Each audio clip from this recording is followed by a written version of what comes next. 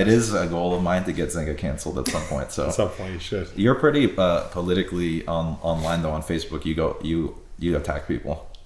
What's that? You go back and forth with people on Facebook. I haven't, especially during pandemic time. I did then. Yeah. I did with some people in my town because like there was a time when people were coming up to Danielle and saying, "Hey, did someone capture Mike's account?" Because I was early on that like this whole thing was just a complete and total scam. Like this is, wait a minute, these kids don't even get sick and they have to wear masks while they're playing soccer. This is the stupidest thing I've actually ever seen in my life. Like to the point where I'm like ready to kill someone over this. Like, how can this conceivably make sense? Like, I mean, they know that airborne. I mean, Fauci just said himself that airborne, like this doesn't stop airborne illnesses. Then he went and did a 180 on it. Yeah. And so I think I made a post about that. Like someone said to Danielle, "Did someone hack Michael's account because he made this like really aggressive post and like I'm worried about one of the other fathers in the town confronting him." And Danielle was like, if one of the fathers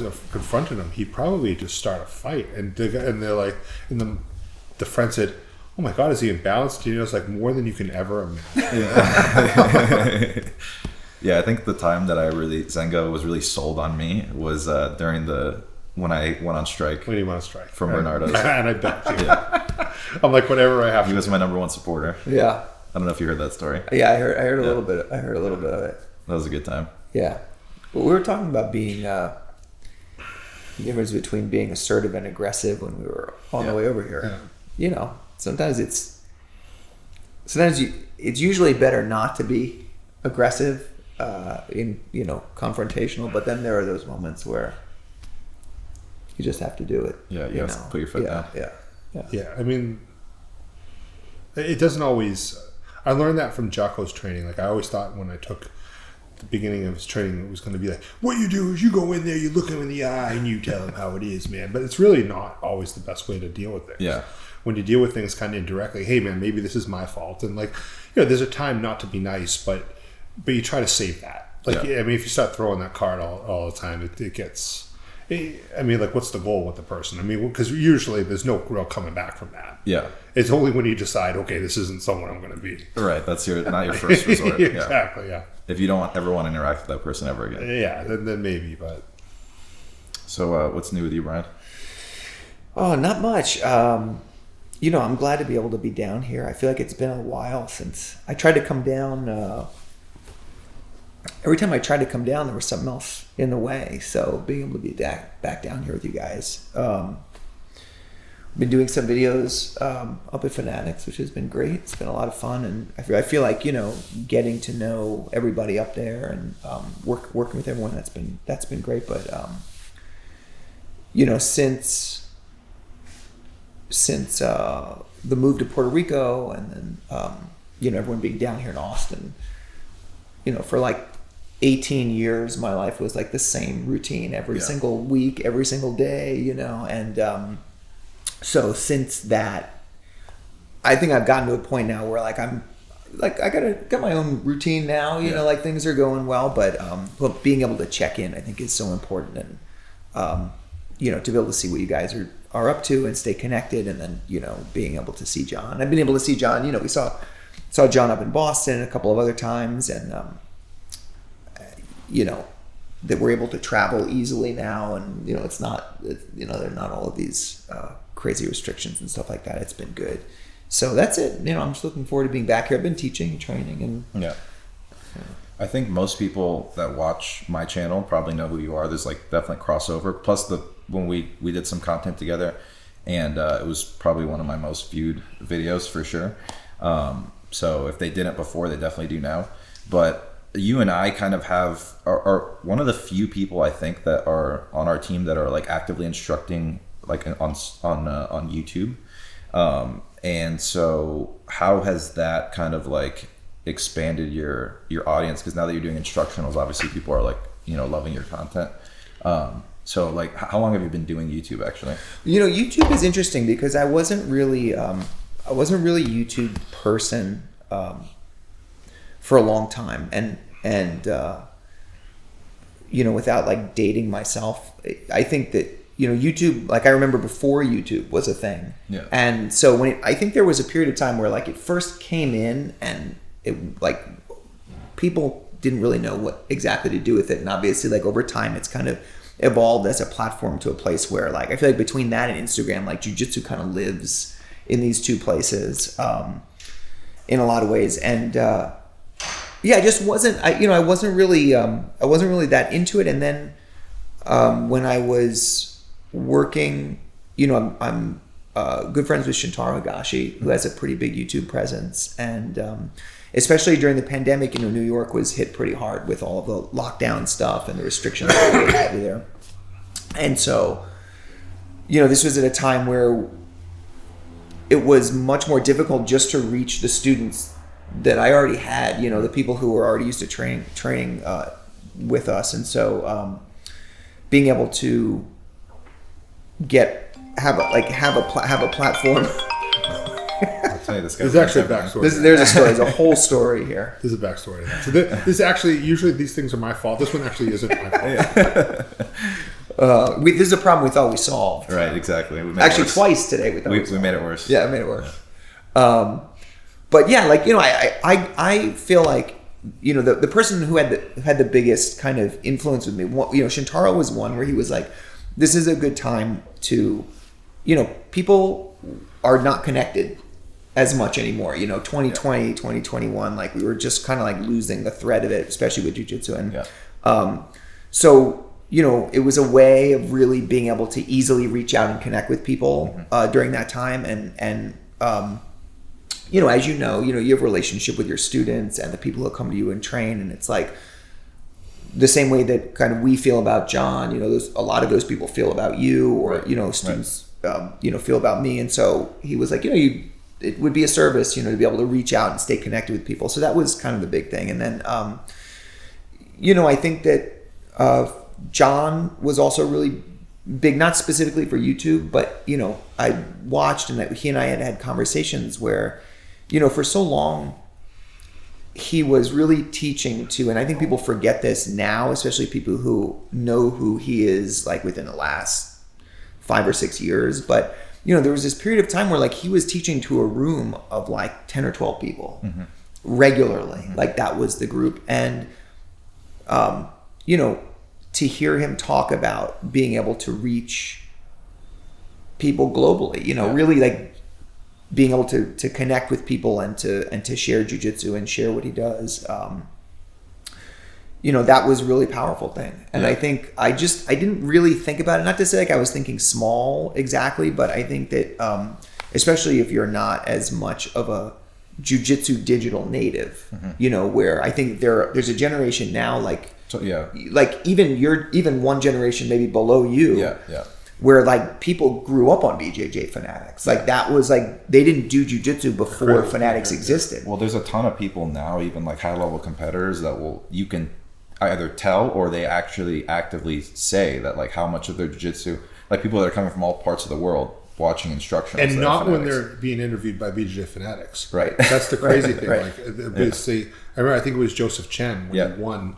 He's like, actually, I started learning through watching videos on BJJ Fanatics, and you think about it, like, wait a minute, time goes by so fast. You don't realize how much of a resource that is. Like, even when I started jiu-jitsu, like maybe there were a few like DVD instructionals, and like when I was like blue and purple belt time, I had people in my gym that had like at the actual VHS or DVD instructionals, some Fanatic ones when they were doing DVD still.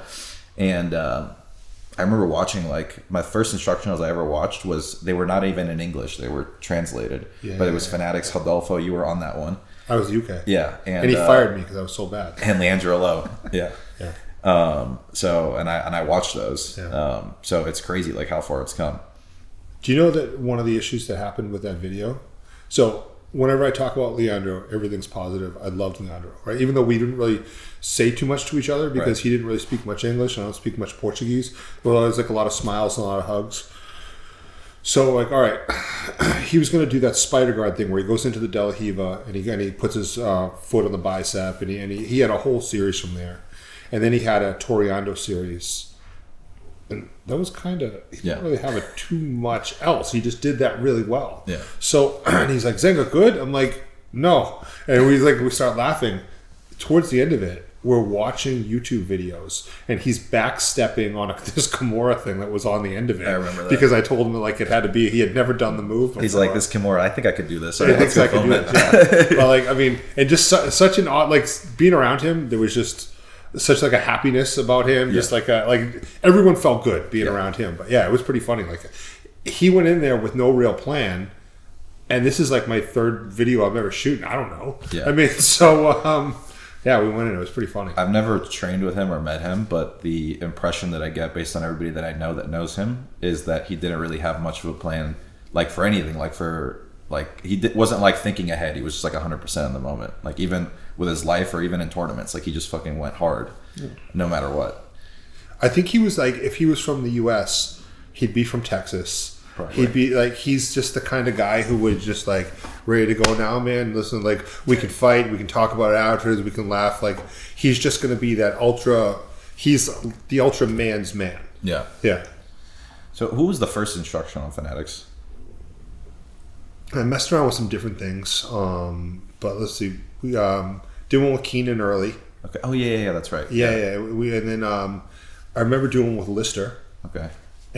Which was, and so I was the UK for that one too. How'd that go?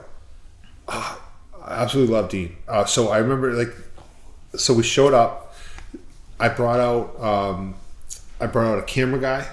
I brought out myself, my nephew, who was like my helper, and we showed up. And so we walk in there, and Dean, he's like an hour and a half late, and I mean it's about par for the course. And so Dean is another like one of like the true like alpha male, like red-blooded American. So he comes in, and he had hurt himself at a competition, but he was still going to do it. And I'm like, okay, so Dean, remember, did you read the email? I was like, no. Okay, so you got a new key, right? He's like, you'll be fine, bro. And so, all right, and so we're watching. I'm learning what he's doing. I mean, he's really technical. He's a really, really bright guy. Like he's excellent with languages, and he's really good with his instruction. But we're there teaching a move, and now he's going to do the ankle lock counter. And he said, okay, so can you put an ankle lock on me just like I did it? Yeah, okay, no problem. So I go and do the ankle lock, get a good bite on it, put it on, probably doing it at about 50%, like this. He's like, bro, you got to do it. Like, I mean, if you want me to try to get out of the move, you got to do it for real. Okay, you want me to do it hard? Yeah, I can't escape it if you're not really putting it on. It's not going to look bad. Okay, yeah, sure. So I get in there. I get a real good bite this time. I'm pushing away from him. I get it at like 80%. It was like, and are we good to go? He's like, bro, listen, I told you, if you're going to do it, you've got to really do it. I'm like, all right, you just want me to go as hard as I can? Yes, I want you to go 100%. So, okay. So I put the thing on. I'm pushing, in this video of this. You're pushing away, and I'm just going, and so Dean just goes like this, and I had the thing absolutely bit on him, digging into his Achilles. I'm leg pressing him away. I'm pushing away in this crude way. I've never really done many ankle locks before, and Dean just goes, and he's like, the key to escaping an ankle lock is that you have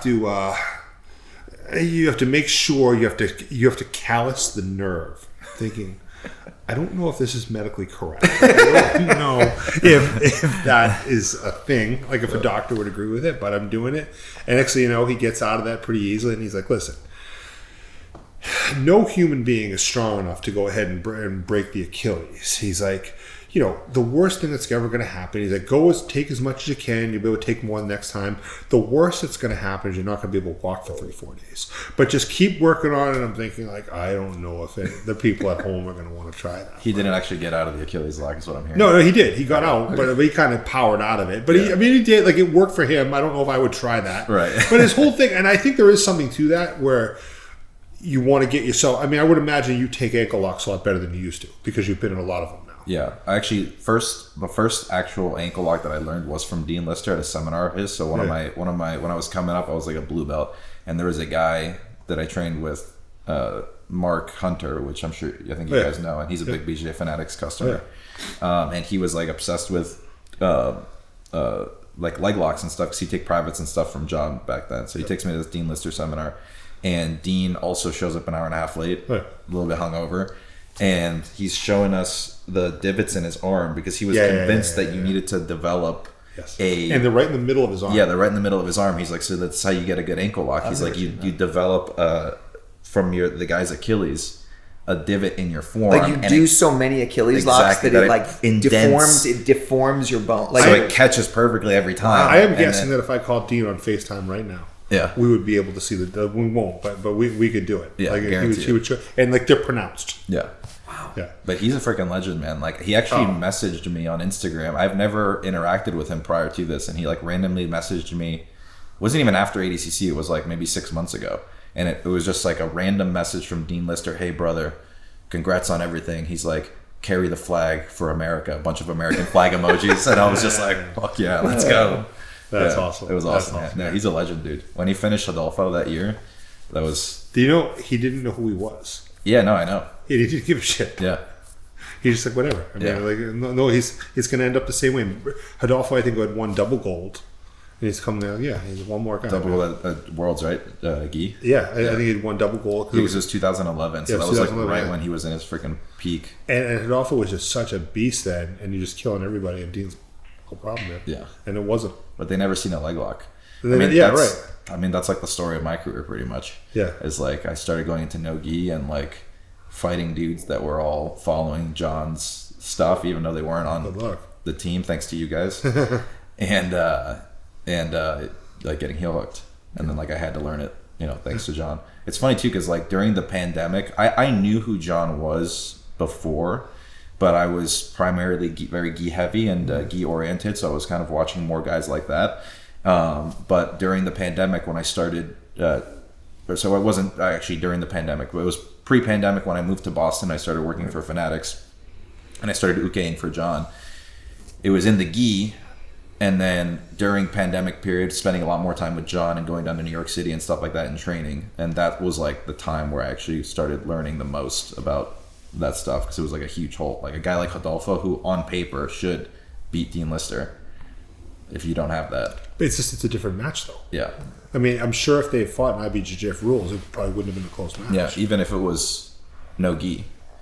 Yeah. But no heel hooks, right? Yeah, I mean, you fought in a lot of rule sets. Yeah. Like, how do you change what you do depending on the rule set? Because you can only change so much, right? Yeah. I mean, you can modify, but now, there are so many, 10 years ago, there were only so many tournaments, period. And then those tournaments basically all have very similar rule sets with a couple of exceptions. Mm-hmm. Now it's like everything changes. Like, how is that for you? Well, so again, coming up and competing in a gi background, everybody kind of almost always prepares for the same rule set. So even though there are differences, everybody's really looking to do IBJJF Worlds. Right. So that was my goal. Like when I was really starting to take competition seriously. So I'm kind of only preparing for that rule set. And like you said, there's so many different rule sets, especially in no-gi. I'm a big proponent of there should be like a universal, like in freestyle wrestling, like the rules are the same, and then they're going to make changes every year. But I'm definitely a big proponent of that, because then you run into these problems where it's like, this guy's very good at this rule set, but not so good at this rule set. And like, how do we really know who's the best? I mean, unless you're like a guy like Gordon, who's winning in every single rule set, no matter what.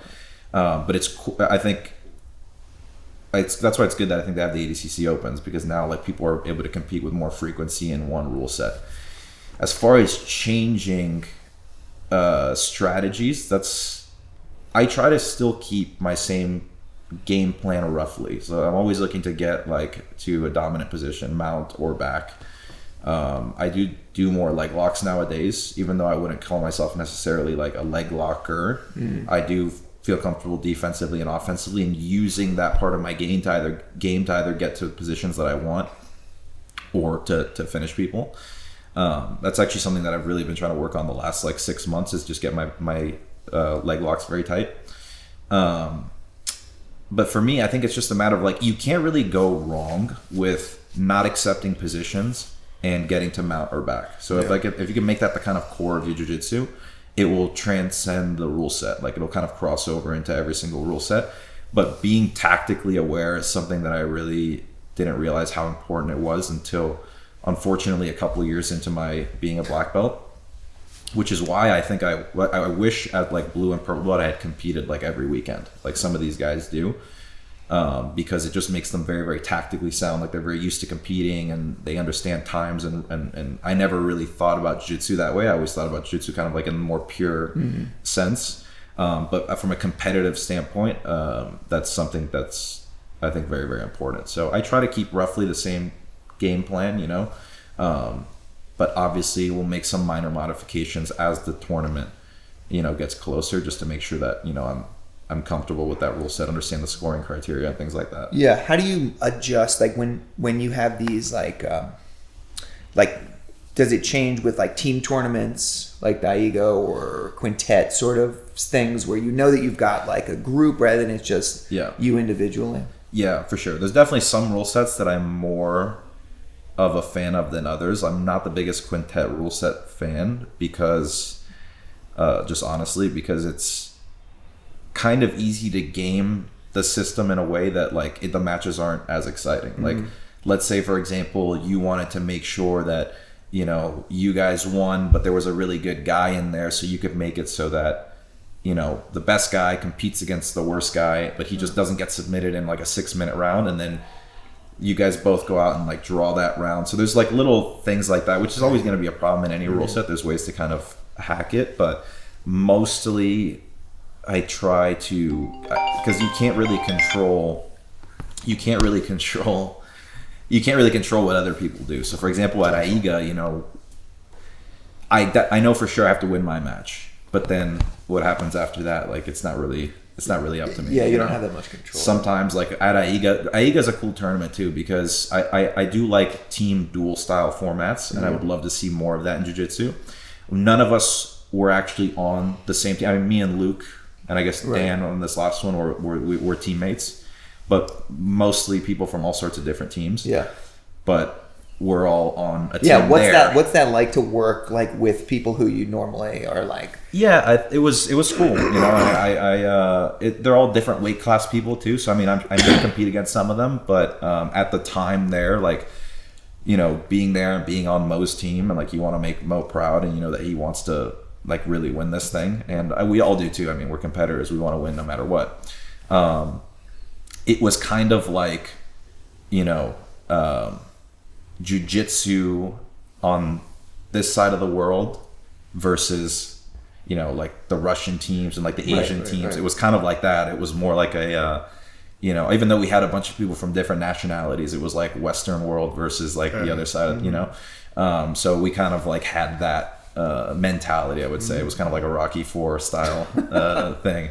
So it was fun, and it was cool because you get to compete against people that you never compete against. Like sometimes it gets a little bit like, oh, I'm going to compete against this guy again, you know, and they're always the same people in the same brackets. Yeah. How do you approach someone? So like, you know, a lot of the people that you are seeing at the level that you're at, you're seeing like a lot of the same people, or people who like, there's like film on them, they're kind of known quantities, but like some of the people in the AIGA, it's like they're coming out of nowhere. Yeah. Like, when you're facing someone who is an totally unknown quantity, do you approach it differently than someone who, either you fought them before, or you've seen them, or have intel on them? Like, what do you do differently? I don't do a ton differently, honestly. These days, I know that it's more pressure for like, so if I'm competing against some unknown guy that's like a European guy, unless he's like really lives up to the occasion,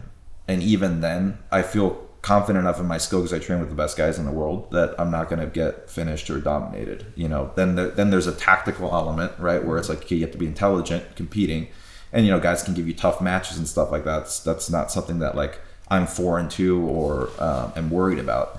But even if I'm competing against somebody that I know, I try not to overemphasize on what they're going to do. They have a specific niche thing that they're very good at. I will try to, I just want to be aware of it, but I don't want to over-fixate on it to where I'm thinking about it so much that I'm not going to pull the trigger when I need to. That was a little bit of something that came to mind after my Pedro Moreno match, because I was on bottom. I was playing guard, and I was too concerned with pulling him in because I was worried like, okay, if I come up, he has a good guillotine.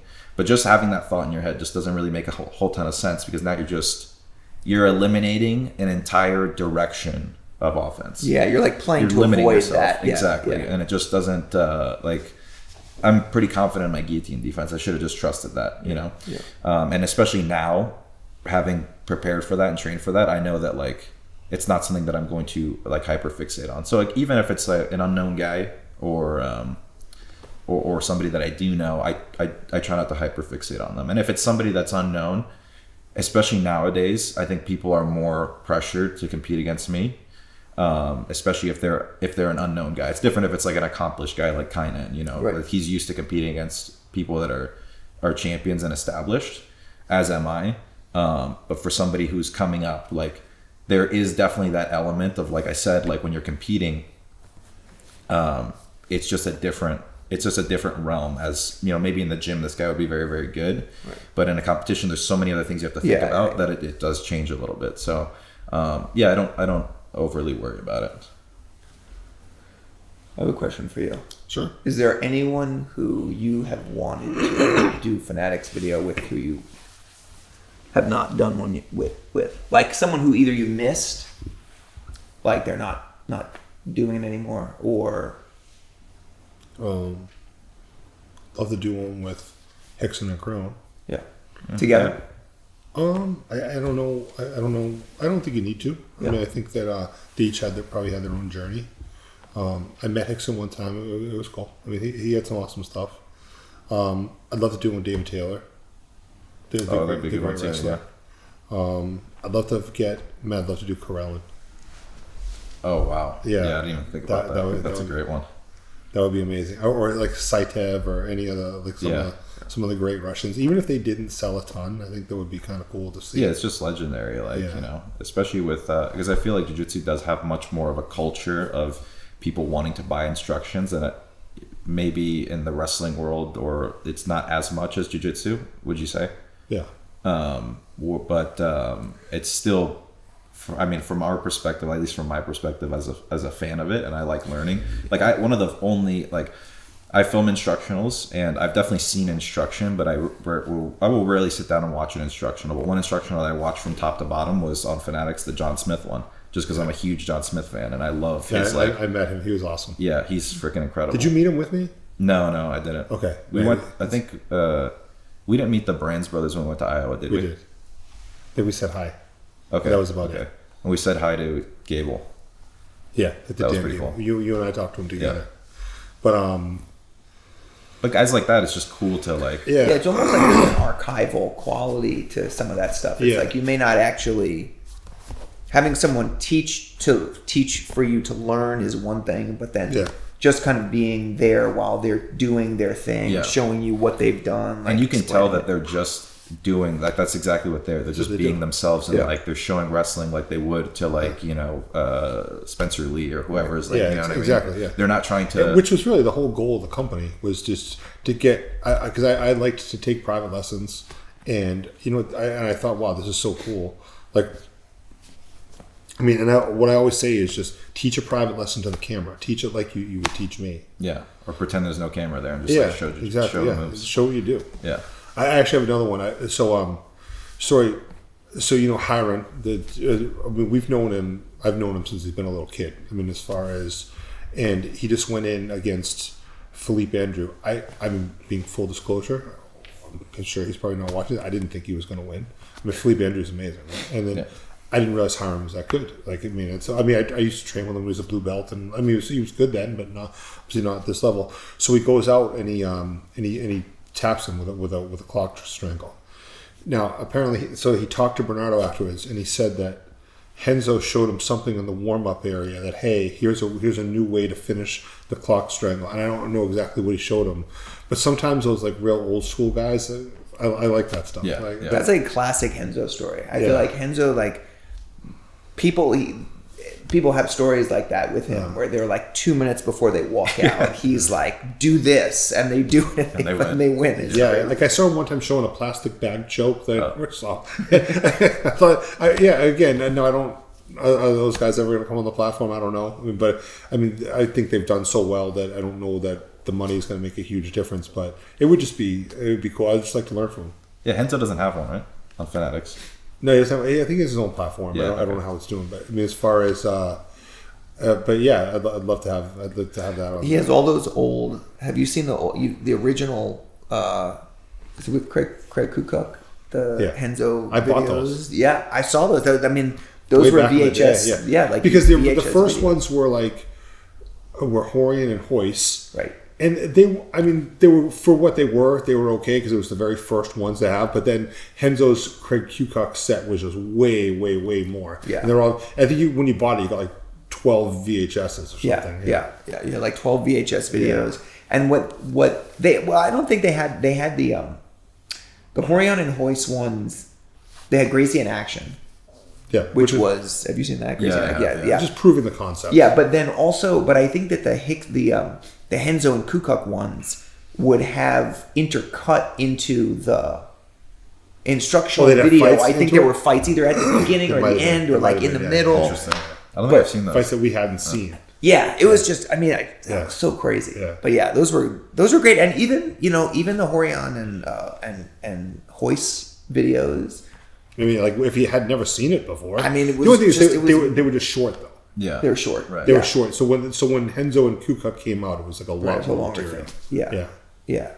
Well, I wonder if because the cool one would be because they're coming out with that movie, the Mark Kerr movie, where The Rock's playing him. Yeah. I wonder if really? The Smashing Machine. Have you seen the documentary? Yeah. So I was recently introduced to it. I watched it like 2 or 3 weeks ago. It's pretty crazy. Henzo actually took a group of us. We were training. Training ended. And he was like, everybody who's here, come with me. And we walked from the academy over to like the HBO studios at like wherever it was, like Rockefeller Center. Yeah. Then they had a screening of it because when they did the Smashing Machine, they also did. There was a Henzo documentary. Was it Legacy? Or no, it wasn't Legacy. There was one. There was like a mini. They did like a short documentary of Henzo. That was like either before or after the Smashing Machine. Yeah. And so we saw that, and then we saw a Smashing Machine in this like little like screening room. Yeah. That was crazy. Oh, insane. But that movie is nuts. So they're doing a movie where like The Rock plays him, and I wonder if he would be. I wonder how an instructional from him would be because he was a freaking high level wrestler. Right? Yeah. Yeah, he was a high level wrestler. Yeah. Oh, I mean, like really freaking good. The only thing is that what we found is that if you take guys who are really popular in kind of that first era, there's guys that you want to watch fight, and there's guys you want to learn from. Well, yeah, I just mean from like from that angle that you were talking about, like just to have it. I think like you and me might want to see it, right? And I would. I mean, I'm sure the guy was an awesome wrestler. And the way that. Like he kind of came up with how to smash people on the ground, but I mean he kind of invented the ground and pound to a degree, right? But he won ADCC, right? I don't remember if he won it. Maybe. I think he did. Yeah. Yeah, those early ADCC eras were chaotic. Yeah. It was really, remember you'd have like the AstroTurf right off the Yeah, those are also VHS tapes. Yeah. I feel like maybe those were DVDs. The beginning of those DVDs. But isn't it like all kind of like a business where the first step in a business is to come up with, they call it an MVP, like a minimum viable proposition, or so a minimum viable product. Where, okay, this isn't really a focused thing. Like you look at the first UFC, they've got foam zip tied to a bunch of chain link fences. To the cage, but at the end of the day, you still had a fight. Yeah. And like you could tell, like this is going to be a pretty good product. Yeah. And so, they clean it up as they go, but that's clean the it up core as you of go. And like the ADCC, I mean, they had to. Yeah, it wasn't perfect. They had a ton of money. They had some ideas. Let's put a rule set together. And like, if you look at it not everything was great, but it evolved. And like, when you look at what it is today, it sort of pushed the sport forward. But it's still ADCC. It's still like that same ADCC. It's just modern. No, I had a big thought on ADCC. So I have a buddy that I argue with all the time. He's an Indian guy, and he sent me a thing about how an Indian guy just won the junior middleweight boxing championship. And I thought, so I Googled the actual fight, and like they showed it, and the fans, the crowd was half empty. So if you look at boxing, like back in the day when boxing was crazy popular, you used to have champions that I think middleweight was 160, light heavy was 175. You'd have one sanctioning body and you'd have a champ every 15, 20 pounds. And the champ was the champ. And then all of a sudden it starts to creep in. Well, let's start adding more weight categories. Let's start adding more sanctioning bodies. And then all of a sudden there's 100 different boxing champions. It's very different than there being 10. So when you look at ADCC, like the scarcity of it, I mean, you're talking about instead of winning 10 world titles every year in IBJJF, it's half as many world titles every 2 years. So it's really it's about 4 times the scarcity, right? When you think about it. Yeah.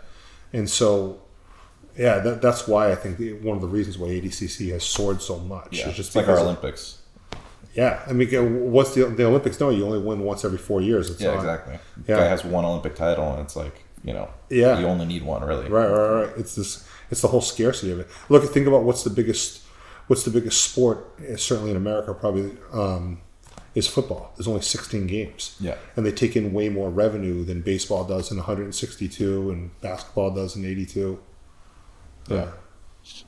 Yeah, I really look forward to seeing where ADCC goes after this one, because it's kind of like one at a time right now, and it's kind of getting topped off every time. So it's like, how do you beat what we're about to get? But I mean, they've made some huge leaps since. I mean, I think 2017 to 2019 was just a huge leap, and then 22, and then now this one.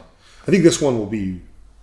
I don't know. Can't really get much bigger than Team Volvo. Yeah. Plus, then you had all the storylines coming in. And, So I'm curious, with you kind of diversing, is one, I don't know, I personally don't know, I don't know if this is out, but what was your background prior to doing jiu-jitsu, and when did you start jiu-jitsu? Like, what age were you? I was 24. I think I was 24, 23 or 24. I didn't really have a background. I mean, I wasn't doing much. I wasn't athletic. I wasn't playing sports. I just wasn't really, I was never really like a team sports person. Right. So I wasn't really joining teams, and I wasn't even really following teams. My family, when I was growing up, my family were like football. The time was the Redskins, Commanders, in DC, and that was big. But I wasn't, I didn't have a real, I was interested in some physical stuff, and like throughout junior high, and, I played a couple of sports, but nothing really seriously.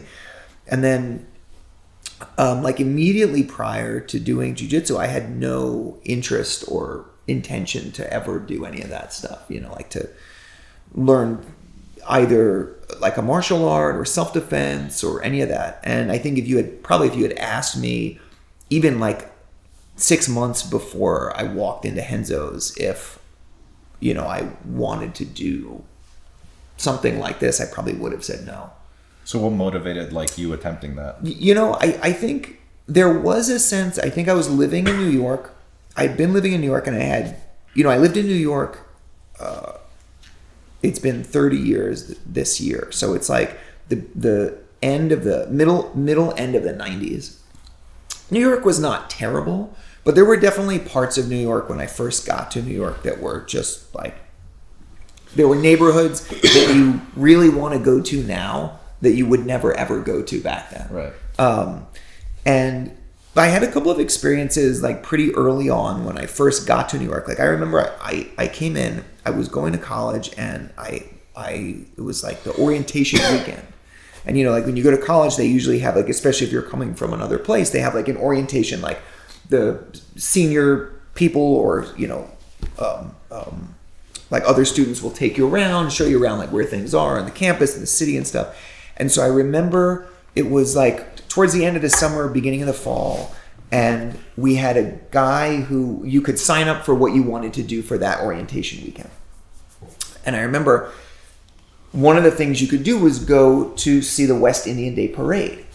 Now, the West Indian Day Parade in New York is like someone dies every year there. Like there's, people are still like shooting guns off in the air. Like we don't know where the bullets are going to land. Maybe someone's head, maybe in a car. Like, this is even still? This is even now, yeah. So like the police presence in the neighborhood that I live in now is just like around that during that weekend it's nuts. And the party, no, like on the one side of it, the party sounds like it's amazing. Right. I mean, it's like 48 hours just round the clock. They shut the streets down. It sounds great, but I didn't know any of this. I was like, oh, a parade sounds really fun. And what could go wrong? So me and a group of like 10 other people who thought this sounded like a great idea, we get on the subway. We take the subway out.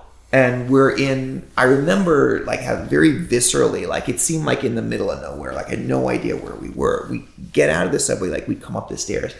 It's more people than I've ever seen in my entire life. And they're all like smashed together and they're like, music, it is crazy. So immediately sensory overload. And we're there for a minute. And like, we're basically just holding each other's hands. I mean, that's how like, we were just, nobody, everyone was like, and I remember there was like a little bit of a commotion and like I looked to my left and out of this totally packed crowd, like a circle opens up just like in an instant. And it's two people in the middle of the circle just wailing on each other. And it's a guy and a girl. And they're just going, just like swinging for the fences. And, everyone was like, oh, what's going on? Then out of nowhere, someone comes running into the circle. It's a cop. He's got a baton and he just clotheslines the guy. And the guy's like feet go up into the air and everybody's screaming. And whoever was in charge of our group was like, all right, we just went right back down into the subway and we headed out. So there were a few experiences like that while I was living in New York, where I was just like, I don't even know what's going on.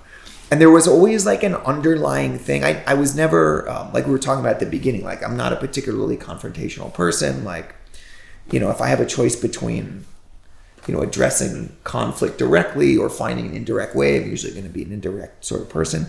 But there was a sense for me being in New York where I was like, like if something kind of went down, I don't know if I would know exactly what to do. So you more from like a self-defense perspective. Exactly. Yeah. So there was like, I felt like I could handle myself in like certain ways, but that was definitely one area where I was like, I felt underprepared. Yeah. And so I ended up running into a guy who had done jiu-jitsu. It was like, he didn't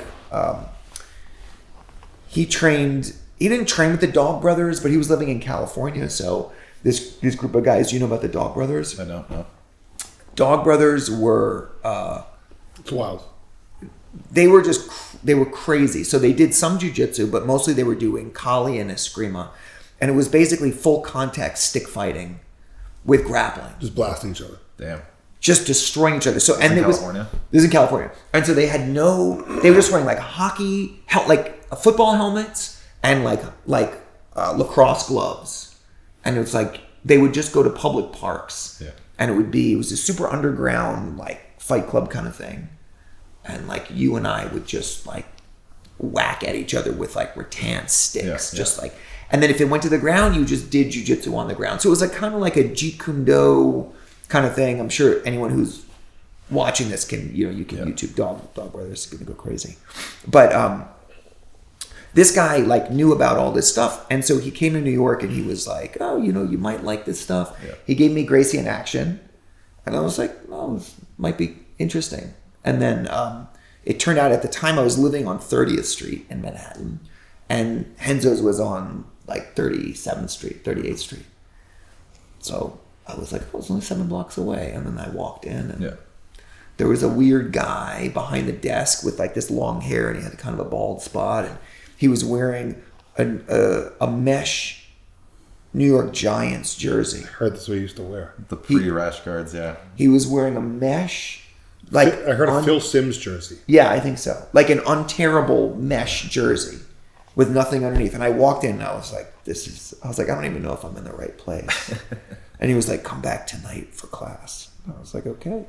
So you know who that guy was. So there's a story about you that basically John said to you that you should quit jiu-jitsu because you're too frail. Yeah.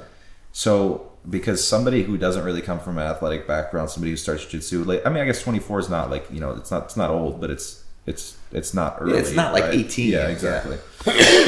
A lot of times is a hard time. Like if you're not as physically gifted as Michael Zenga, like getting used to the motions, right? Yeah. People struggle, and you move incredibly smooth. I know you've been training for a long time, but both on the feet and on the ground. So first of all, how long into your training was that conversation? And then how did you, I mean, most people hear that'd be pretty, that's like, a dagger to the heart, right? Hearing that. Yeah. But like, how do you, I guess, switch or make the change to actually get better and be able to actually train with people that are, more physical and like develop technique and, like how did that progression go? Because I think a lot of people would actually benefit from that.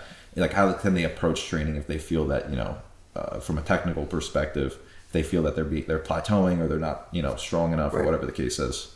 Yeah. I think when I first showed up, I think I didn't have any expectations. And I think it turns out that was an asset. And at the time, jiu-jitsu was different in the sense that there weren't a lot of these tournaments. And the ones that there were, were ones that seemed so far out of reach for just anybody who is starting jiu-jitsu. It was like, it was ADCC, in like 2000 or 2001 was like, that was the thing.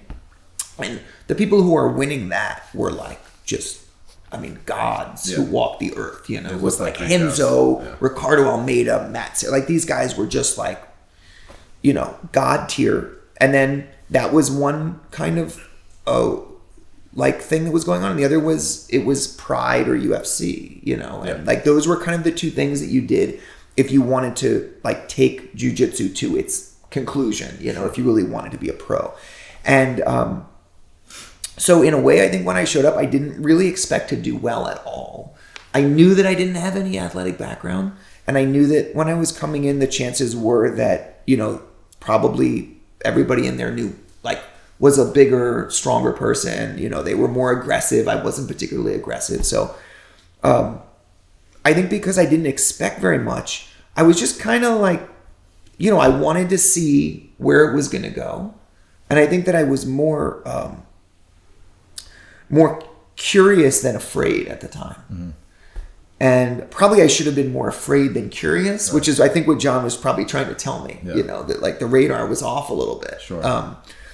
But I think I was more curious, and I didn't really, because I didn't think that I was going to do well. I didn't have any expectation of doing well. When I didn't do well, like in the training, I wasn't surprised, right. So like if some guy who was a lot bigger and stronger, like put me in the bottom of cross-side and I was there for like 7 minutes. I wasn't like, I should be doing better. Yeah. I was just like, what is this? I'm happy this guy's not killing me. Yeah. It could be worse. So you actually is there a moment that where you're like, okay, now I want to do better? Yeah. I mean, I think that, when John spoke to me, I think he spoke to me twice. I think the first time he spoke to me was like pretty early on, like maybe like 3 or 4 months in. Okay. And, to be fair, at that time, it didn't look like things were going to turn out that well. Yeah. Like he was definitely, that was the smart move, I think. And I think that, I just didn't really, I think when he said it, I was just kind of like, okay, like, thanks for your input. Yeah. I didn't, I think almost like I didn't know enough to be able to be like, like maybe I should be really worried about this, It's kind of like when, like, I don't know, it's like when you're a kid and you're like skateboarding and your parent, is like, I think don't go off the ramp. Right. You're like, hey, like, thanks for the input. Because a lot of people I find that are in that situation are almost always looking for a reason to not continue. Yeah. And you see that a lot with people dropping out and stuff. I'm just not in good enough shape or whatever. I'm getting beat up or whatever. But like, it's rare, and there are people that do it, but that, especially if your actual coach is just like, yeah, no, you're not meant for this. Yeah. To like continue to do it, and not just continue to do it, but actually get good at it. Yeah. Well, I think that people, I think people put a lot of pressure on themselves, I think now with like, you can see so much. I mean, you see, you see Gordon, you see Gary, like you're seeing people just like doing all of these incredible things and, you know, jiu-jitsu at such a high level. And I think sometimes people who are starting training now, they're like, you know, geez, like, I don't know if I can do this. And I think they forget that you're not supposed to do that. You know what I mean? Like, all of you guys are products of a lot. You know, you're products of a lot of, you know, your own effort, you know, support of a team and people that are around you and like people have invested time in you and your own, you know, failures and shortcomings and losses and coming back from that and injuries. And like everybody has that story, you know, as invincible as someone seems, peel back a couple layers and they had an injury where they were like, I don't know if I'm going to be able to keep going, you know, or they had some kind of personal setback where they were like, I'm probably going to throw in the towel. And so I think new people, when they see the outcome rather than the process, because you can't really get to someone else's process. Mm-hmm. But when you see the outcome, sometimes it's intimidating. Mm-hmm. And I think it would be easier for people to keep in mind that actually you have to look like an idiot before you look like you're a genius. Mm-hmm. You know, you have to look like a total novice before you look like an expert. And that's universal. That's people who play piano, that's people who play baseball, that's people who are wildlife photographers, that's everybody. Mm-hmm. You take 2 years of really crappy pictures until you figure out all of that stuff. So I think that for people who are, people who are looking for reasons to quit, I mean, I think the other thing is that not everything is for everybody. Right, sure. And I don't mean that in a kind of like exclusionary way, but like, I don't know, man, like people have taught me backgammon over the years. I probably learned backgammon 50 times. I still can't play it. Yeah. I don't know what the rules are. I don't know how you win. I don't know how you lose. There's dice, like things are moving. Yeah, I'm not too. And actually, as a kid, my mom was big into backgammon, and I could just never play. It's just I just could never learn it. I don't know why, but you know, it's like backgammon is not for me. Yeah. And so I think there are some people like jiu-jitsu is not their thing. It's not a moral judgment. Right. So you know, I think you have to work at it past the point where you suck. Right. And jiu-jitsu is a great thing to do because you're going to suck a lot at the beginning. Mm-hmm. So if you want to get that muscle where you can work past the place where you suck, jiu-jitsu is a pretty good place to be. I feel like I suck a lot now. Well, no, a lot of so do I. Yeah, I mean, it's like it never actually ends. Yeah. That's a lot of people ask me, like, because most people know me from the most recent couple of years, and like since training with John and ACC and et cetera, like how'd you get better at leg locks or any other area? You got to try the move. You know what I'm saying? If you learn something, you have to. So that's one thing that I always do. And John cited this recently after ACC. Like every time he would teach something or he would like plant a little seed in me, I would try to immediately, and still to this day, immediately implement it, even at the cost of initial and prolonged even failure. Yeah. Because at some point, you know, you're gonna be able to dissect that enough to where it becomes a part of your game, or you're actually able to turn that into a skill. But it takes a long time. Yeah. I mean, that stuff only, you know, like something new that you're trying to implement that you fail at is only really a full failure if you stop working on it at that point. You know what I mean? But like if you push past the point where something is not working, you know, you get through it. You don't end up stopping there. And I think that, like, kind of back to your question, like I think that I didn't think about this at that time, but I think now when I think about it, I'm sure that you and Michael and everybody else like have moments like this where you have a very clear choice about which path you're going to take, and you're not, you know, on one hand, it's like, you know, it's kind of unclear how it's going to turn out, but you're either willing to try it or you're not, you know, and you're either going to go this way or you're not. And yes, it's true that if you take this kind of direction, there's a likelihood that it's not going to work out for you.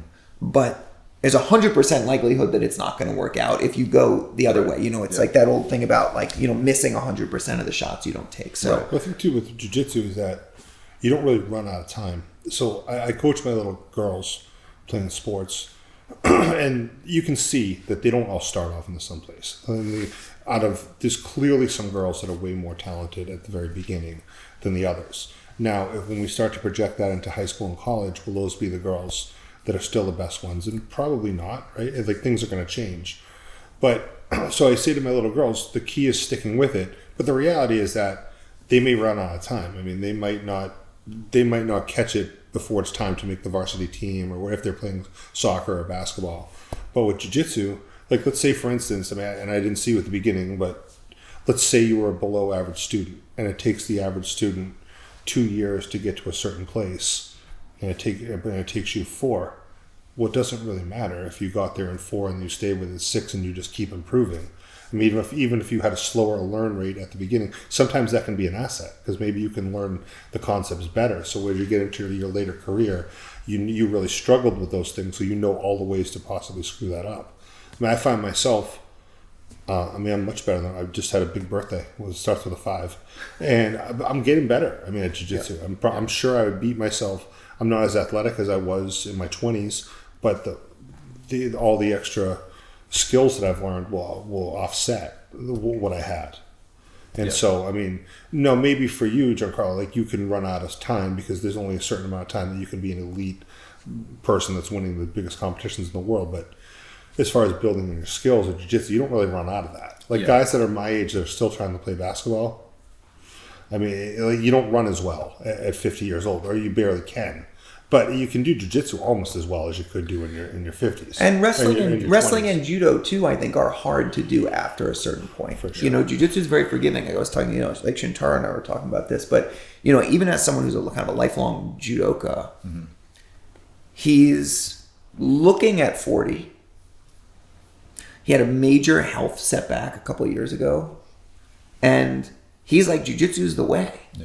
Because, you can't really do live, hard randori, and wrestlers too, by the way. Like, you can show up at places where, people are still wrestling at 40. Yeah. It's just not the same. Whereas, we're going to head out to do, pretty heavy training in a few minutes. And I'm not, knock wood, but, I'm not worried in the same way that I would be if I was a 45-year-old guy going into a D1 wrestling room. You can take the physicality and the impact out of jiu-jitsu very easily. I think, if we're training, balls to the wall every single day, you're bound to get injuries and things like that. But that's true regardless of your... exactly.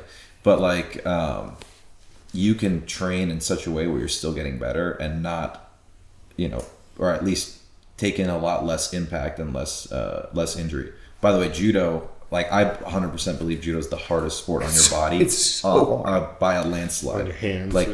Hands, necks. We did the podcast with Satoshi, and I've talked to him a bunch of times. And his body and the training that they went through, even wrestling's very, very hard. But I just think judo with the gi and the amplitude and just the amplification of power that you can generate with the gi is insane. It's freaking insane. And he's made of granite.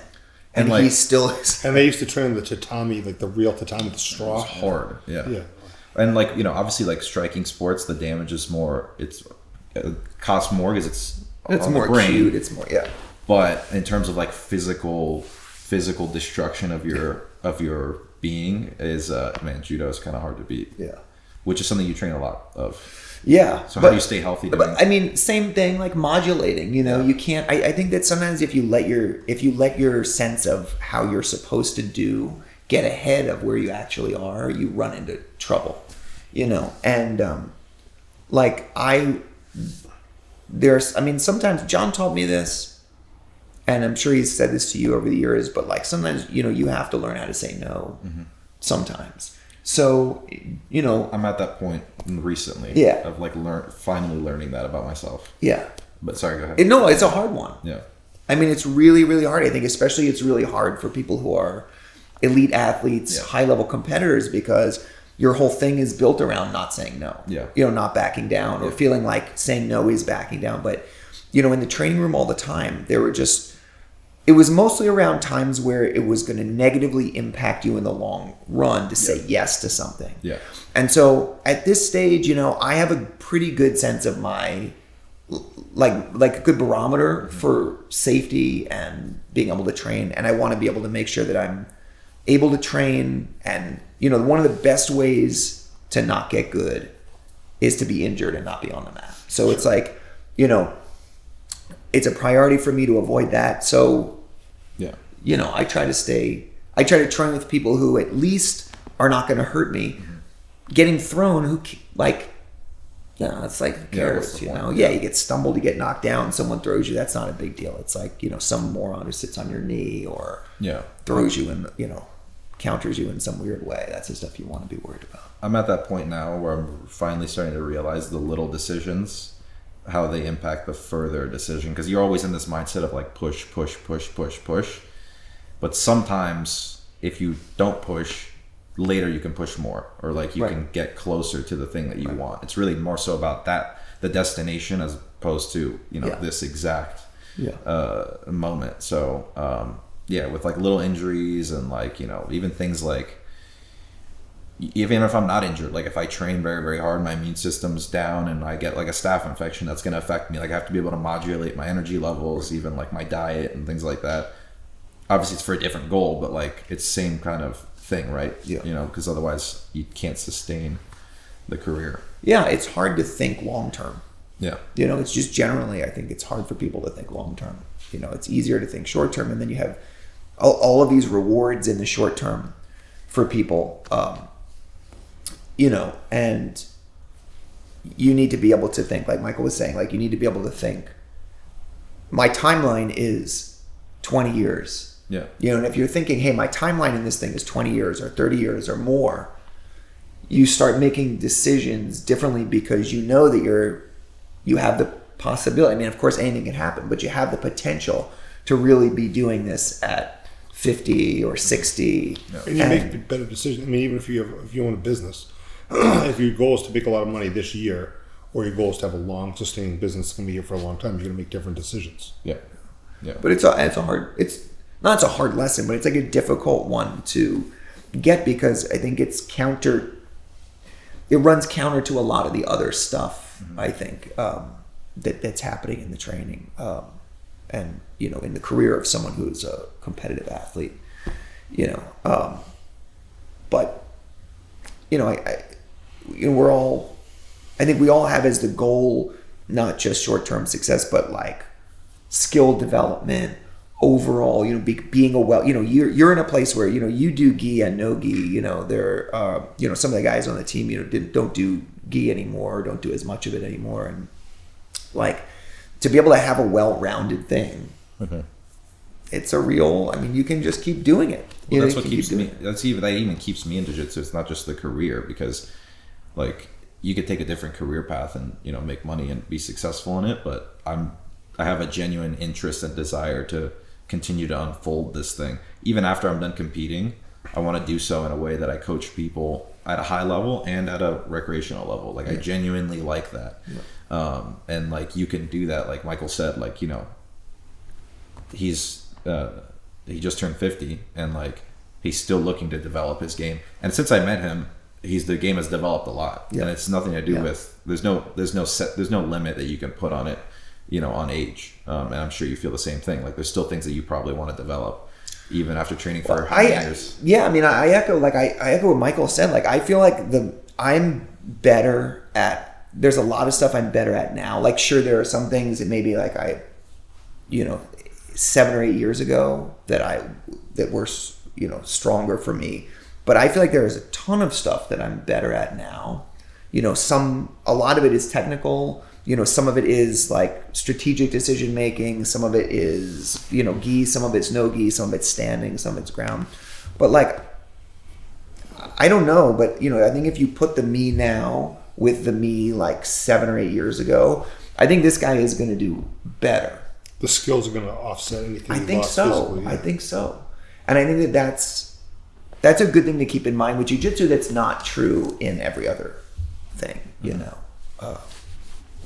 Yeah, I feel the same way. If I can't confidently say that I'm better now than I was then I shouldn't continue to do it, at least competitively. Yeah. You know, and speaking of the gi, that's something that I'm gonna do again, competitively. It's just fun, man. It's fun to do all of it. I think. I grew up doing it too, and it's like I actually enjoy it. I spent 10 years of trying to basically training 90% gi, so I don't want to throw that away. Yeah. So that's something I'm pursuing. I haven't told you about that yet, but Cool. There's a plan in place. Nice. 2025. I saw you posted a photo the other day of your back in Brazil. Yeah. So That was a fun time. Yeah. So so we got to get to training. It's already 3. Okay. But this was fun. I don't want to make us late for practice because then bad. the class will never end. Yes. But yeah, I hope we can do this more because there's a lot more stuff I want to dive into. Great. And Yeah. I really appreciate you. being 100%. here. Yeah, and Thanks I'm so glad much. Michael could do it. Or I mentioned. Yeah, appreciate it, man. Anything you want to close with? No, I mean, just I feel so grateful to be able to be down here and hang out with you guys and have a chance to sit down and talk and get to go train. And I mean, this is what's better than this, Life is good. Michael, Just being here with you guys. Life is good. awesome, man. Thanks for being here. Thank you. See you guys next time. Yes, sir. Yeah.